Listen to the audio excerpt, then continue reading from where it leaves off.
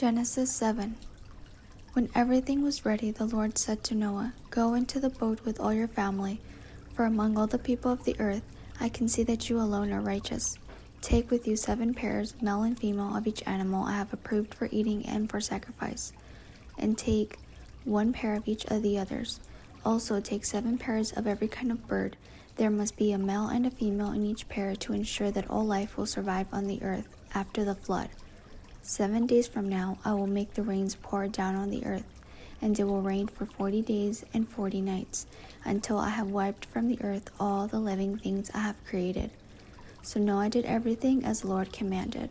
Noah was 600 years old when the flood covered the earth. He went on board the boat to escape the flood, he and his wife and his sons and their wives. With them were all the various kinds of animals, those approved for eating and for sacrifice, and those that were not, along with all the birds and the small animals that scurry along the ground. They entered the boat in pairs, male and female, just as God had commanded Noah. After 7 days, the waters of the flood came and covered the earth. When Noah was 600 years old, on the 17th day of the 2nd month, all the underground waters erupted from the earth, and the rain fell in mighty torrents from the sky. The rain continued to fall for 40 days and 40 nights.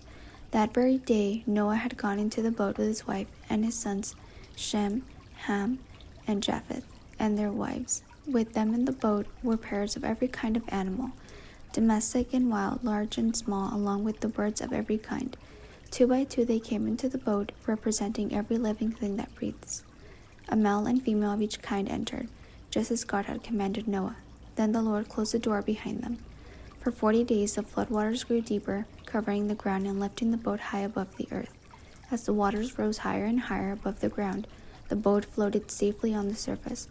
Finally, the water covered even the highest mountains on the earth, rising more than 22 feet above the highest peaks. All the living things on earth died: birds, domestic animals, wild animals, small animals that scurry along the ground, and all the people. Everything that breathed and lived on dry land died. God wiped out every living thing on the earth: people, livestock, small animals that scurry along the ground, and the birds of the sky. All were destroyed. The only people who survived were Noah and those with him in the boat, and the flood waters covered the earth for 150 days.